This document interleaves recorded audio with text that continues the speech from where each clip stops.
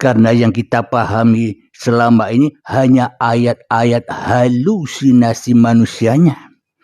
Maka dari itu kajian-kajian di paparan YouTube Uripe Allah ini kita menuju hakikat diri sejati manusianya dan kita menuju hakikat diri sejati Tuhannya lewat Tuhan, lewat Allah, lewat atas, lewat langit, tidak lewat hawa nafsu.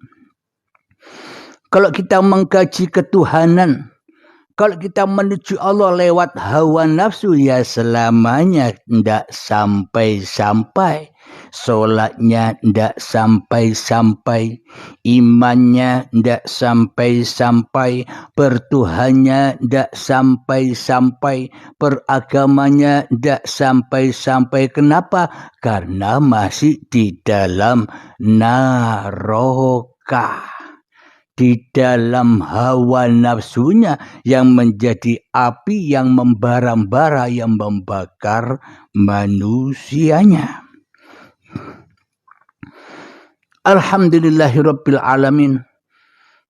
Jadi manusia seperti saya ini selama ini yang paling ditakuti adalah kematian. Kematian yang simbol, kematian yang kiasan, kematian yang sanepan, kematian yang hanya bayangan yang kita takuti selama ini, yang kita saksikan ketika kita melihat orang mati, yang kita saksikan ketika kita melihat orang dimandikan, mayat dimandikan, diwudukan, dibersihkan, dikafankan. Itu yang kita takuti saat-saat itu datang.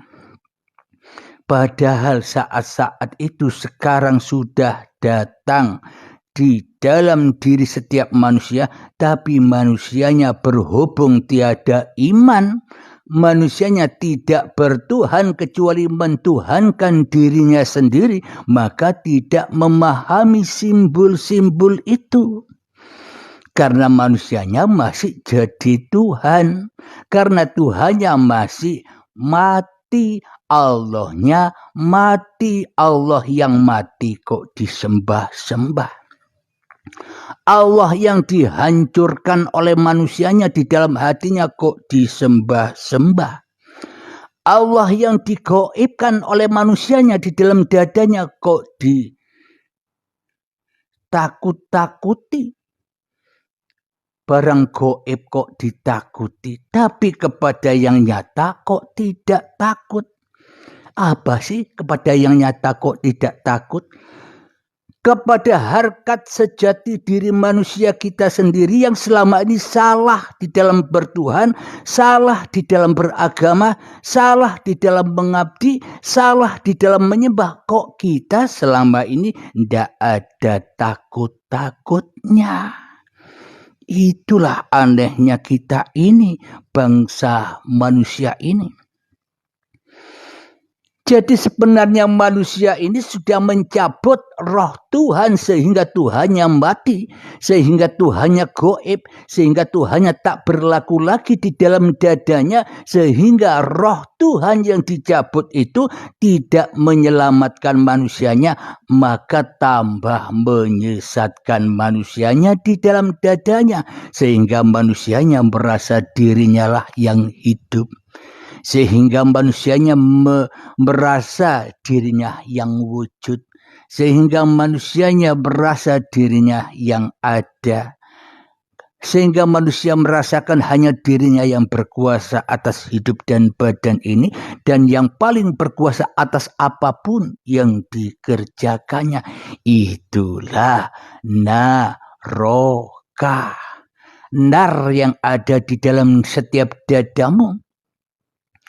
Digambarkan di dalam Al-Quran itu, di naroka itu, di neraka nanti yang goib, yang tidak ada itu, yang kita pahami selama ini, dibayang-bayangkan besok dibakar di dalam neraka, tangannya dipotong-potong sendiri, bukan Allah yang memotong, tapi diri kita yang memotong-motong sendiri.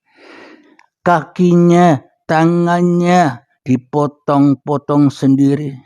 Lidahnya dipotong-potong sendiri, hatinya digebuk-gebuki sendiri, mulutnya disok timah sendiri. Apa maknanya itu semua? Itu hanya pemahaman halusinasi manusianya saja. Bagaimana mungkin manusia tahu itu semua? Karena yang tahu hanya Allah sebagai pencipta manusia. Tapi manusianya sok tahu. Karena manusianya sok jadi Tuhan bagi dirinya sendiri selama ini. Seperti saya ini. Apa yang dimaksud di dalam kubur atau di dalam neraka nanti itu disiksa-siksa. Selama ini kita sudah ada di alam itu, tapi kita tidak menyadarinya karena kita tidak sadar diri. Apa yang dimaksud tangan-tangannya dipotong-potong sendiri, kaki-kakinya dipotong-potong sendiri, lidahnya dipotong-potong sendiri, akal fikirnya digebuki sendiri, hatinya digebuki sendiri. Apa maknanya itu semua? Semua yang kita lakukan di dunia ini, kita sholat, kita ibadah, kita ke masjid, ke gereja, ke wihara, ke tempat peribadatan semua manusia yang beragama apapun agamanya, apapun dan siapapun Tuhan Anda yang Anda ciptakan di dalam dada Anda, semua manusia itu sudah mati di sisi Tuhan pencipta manusianya. Maka ketika sudah mati hatinya, keras melebihi kerasnya batu, akhirnya manusianya merasa jadi penguasa di dalam dadanya. Apa yang dimaksud dipotong-potong ketika ke masjid, ke gereja, ke wihara, seolah-olah diri kita yang mampu untuk melakukan itu semua. Inilah yang dimaksud dipotong-potong sendiri kakinya. Kenapa? Karena menganggap apapun yang kita kerjakan, yang kita aku-akui bahwa kaki-kaki ini yo kaki-kakiku dewe. Tangan-tangan ini yo tangan-tanganku dewe. Aku ke masjid kek, aku ke gereja kek, aku ke wihara kek dan sebagainya. Itu atas hasrat dan kemauan diriku sendiri. Inilah yang dimaksud dipotong-potong sendiri. Kakinya dipotong-potong sendiri. Tangannya dipotong-potong sendiri. Doanya, zikirannya, solawatannya dipotong-potong sendiri. Maknanya dipotong-potong sendiri ini diakui bahwa aku semua yang berbuat. Berarti manusianya sudah ngaku-ngaku jadi Tuhan. Berarti la haula wala quwata illa billahil aliyil azim sudah tidak berlaku bagi manusianya. Kenapa? Karena manusianya masuk di dalam neraka, masuk ke dalam api-api yang ada di dalam dadanya yang membakar dirinya.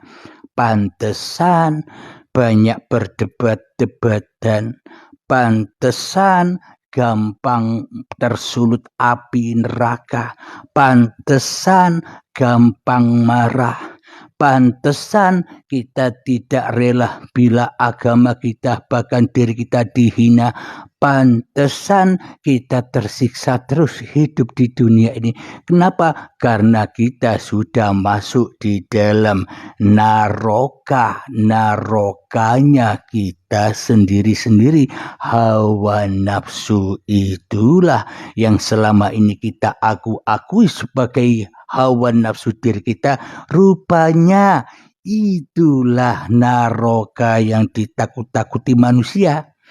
Tapi manusianya tidak mau hijrah dari alam itu. Kenapa? Karena iman manusia selama ini berhalusinasi seolah-olah neraka itu datangnya nanti.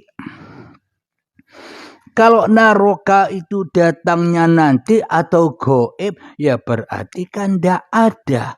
barang gaib kok dipercaya. Barang yang tidak ada kok diimani. Barang yang tidak nyata kok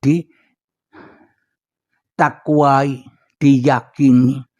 Tapi barang yang wujud, barang yang nyata, barang yang jelas, neraka yang ada di dalam dada kita, kita kok tidak meyakini kepada yang ada. Tapi yang kepada yang tidak ada kita yakin. Itulah selama ini kita sama meyakini Allah atau Tuhan yang gaib.